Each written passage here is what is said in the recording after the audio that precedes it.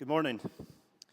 I'm Ranald Angus, and my Nuffield study topic is entitled Bridging the Carbon Divide, Marketing Soil-Sequestered Carbon for Economic, Agronomic and Climatic Regeneration.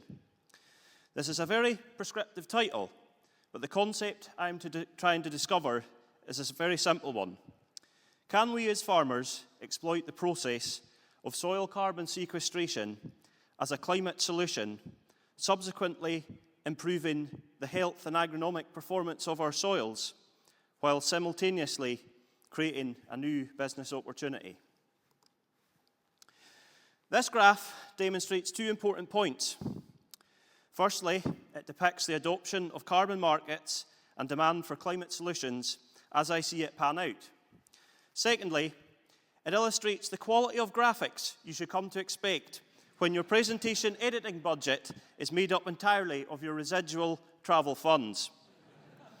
My scholarship took me to Australia, New Zealand, Germany, the Netherlands, UK, and Canada. So suffice to say, rather somewhat like myself, my budget is all but exhausted. The bottom left-hand corner is the current status quo. This is a largely voluntary market where carbon offsets are used as a marketing tool to align companies' products or services with their customers' environmental consciousness. This is an unregulated space. We cannot be sure that any meaningful environmental benefit is being delivered. When we have suspicion of ambiguity, this is when the term greenwashing is applied. As we move forward, simple gains are had by swapping large emission sources for greener alternatives, for example, swapping fossil fuels for renewable energy. As we move further along in time and enter the regulated space at the long end of this curve, the easy wins are far fewer. At this point, the adoption of verified or accredited offsets becomes attractive. As the tiered emissions limits are curtailed, the permissible CO2 levels reduce, and it becomes progressively tightened. The financial leverage becomes strengthened by more demand and larger penalties, acting as a driver that supports practices which deliver real environmental gains. There is also a point of critical mass where participants can see the impending restrictions implementation and proactively seek to engage with the market to become compliant. Although we could be tempted to ignore the voluntary element and focus on the business end of being involved in a compulsory space, we should not underestimate the power of populist sentiment as an instigator for change. The necessity to act on climate degradation is driven entirely on society's demand. If anything, more recently, we have seen a regression on appetite for net zero or climate action in favour of prioritising the current economic woes: rising costs, stagnating growth, increased debt, higher taxation, trade barriers and tariffs, to name but a few.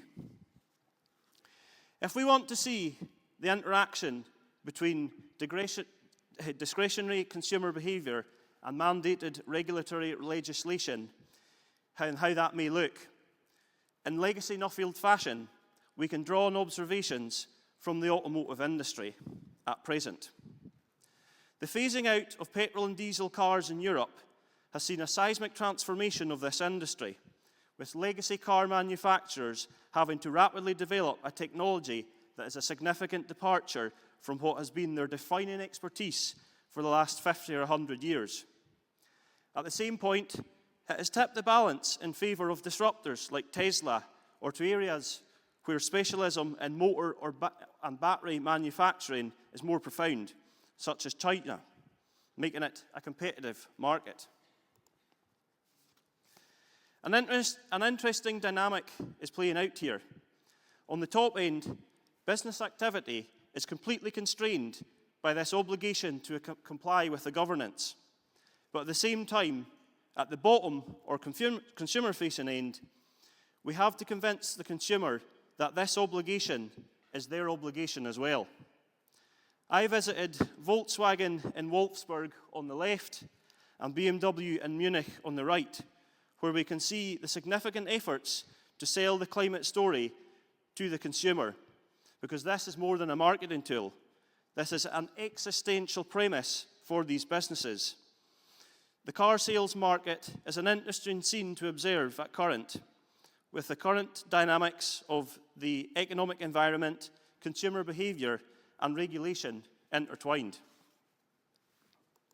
One of the best examples of a regulated carbon market is Australia's Emissions Reduction Fund, which is a government-regulated programme where verified projects generate ACCUs, or Australian Carbon Credit Units, when they can demonstrate CO2 reduction or sequestration.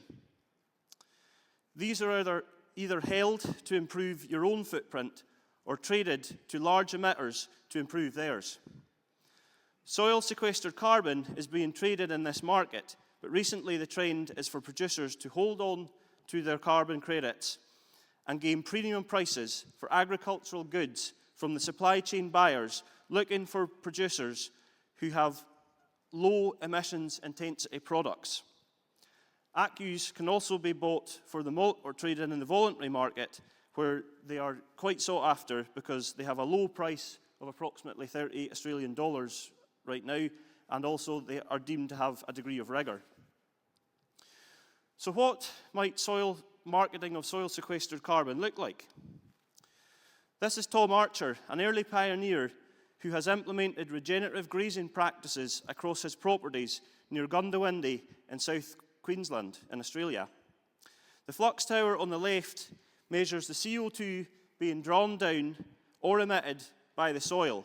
The difference of the two then determines how much carbon you're actually sequestering. This project is on a 25-year contract and is verified with soil sampling every 5 years. 25% of the issued credits are held back as a permanence buffer. Why is this? This is because there is a fundamental problem with soil carbon as a sink. I must advise caution on viewing this photograph to people of a specific persuasion. If you wear hemp sandals, smell of free trade coconut oil, and take an annual pilgrimage to Groundswell, then this photo may cause you an uncomfortable degree of arousal.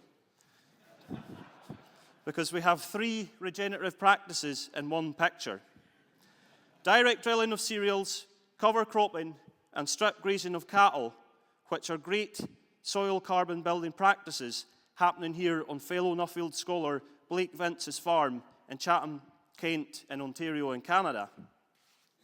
But the problem is, the more carbon we build, the more microbial activity we stimulate, until we eventually reach a tipping point where the invigorated microbial activity does what Mother Nature intended it to do, which is to mineralize the soil organic matter and make it available to the plants, dropping the soil carbon level. So what is the answer? The answer is simple. We have to fight fire with fire. The holy grail of soil carbon sequestration is microbially stabilized carbon. At the beginning of my travels, I discovered some work in Germany where microbially stable carbon was being made in the form of a compost. The Horsch family are very innovative farmers as well as machinery manufacturers. In fact, the machines they build were born from the innovation that they developed for farming without ploughing. They were exploring this as a practice, and I had a fantastic opportunity to visit Michael Horsch in Germany. He is a real innovator, and like myself, he is fascinated with envisaging the future direction of farming. However, I learned that this process, while offering some interesting understandings, the carbon required to manufacture the compost is about equal to the carbon that is stabilized in a sequestered, stabilized form, making it carbon neutral at best. Developing on this theme, the closest I have come to finding a solution on stabilized soil carbon is a company from Orange, New South Wales in Australia called Loam Bio. This microbial seed inoculant is tailored to a farm and soil-specific recipe before being applied immediately before drilling. This is specifically targeted for Australia's old and weathered low-carbon soils, and it is claimed that rigorous testing proves a build-up over time of stabilised soil carbon and incremental crop yields increase as well. This is rolled out to farmers in Loam Bio's Carbon Builder programme across wheat and oilseed rape crops, where they verify with in-house soil testing before issuing carbon credits to the farmer. This is an interesting concept, but the rigours of time will have to prove if this is a robust solution. In the short to medium term, carbon credits from offsetting synthetic fertilisers with things like biochar, organomineral fertiliser, basalt rock or compost could be an entry point into this space, which is less committal than other practices, which leaves an as yet unanswered questions as they are in their infancy. Having universal alignment in carbon accountancy will be equally important for both carbon sinks and emitters. The methodology or accountancy framework will have to be a universal standard to compare apples with apples. Furthermore, ownership of accountability will be key. The concept of scope 1, 2 and 3 emissions should go straight in the bin because it's just rubbish. Carbon neutral at the point of sale is a far more simple concept, where greater transparency over who is accountable in the supply chain, as every transaction draws a defined line under the emissions tally. But the one takeaway I want to leave you with this is that, unlike other industries, agriculture gets the majority of its carbon from already atmospheric carbon that we cycle rather than from digging it out of the ground. Finally, for an added value perspective, I am really fascinated with the exponential rise of value in Bitcoin, a digital asset that is just essentially a blockchain-verified computerized puzzle. It has a degree of scarcity, as there are only ever 21 million Bitcoin in circulation, and it is a decentralized currency, so it's devoid of money printing. But if we have $21 trillion of capitalization on a computer puzzle doing nothing, then surely we can do something similar that actually does serve real-world problems. Another problem with Bitcoin is that there is no physical asset, so there's maybe a potential to marry the two up here. My fellow 2021 scholar, Edward Towers, does his Nuffield on this very topic. I thought this was a nonsense, but it's funny how over time we have ended up arriving at similar conclusions. I will be forever indebted to the Nuffield Farming Scholarships Trust and the McRobert Trust for this great opportunity. My sincere thanks to my family, friends, and those generous enough to help me on the way.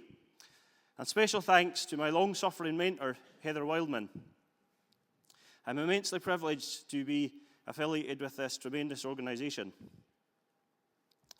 Over 100 miles north of here, on the very edge of mainland Britain, is one of the most beautiful parts of the world, and one of the best kept secrets in British farming, the great county of Caithness.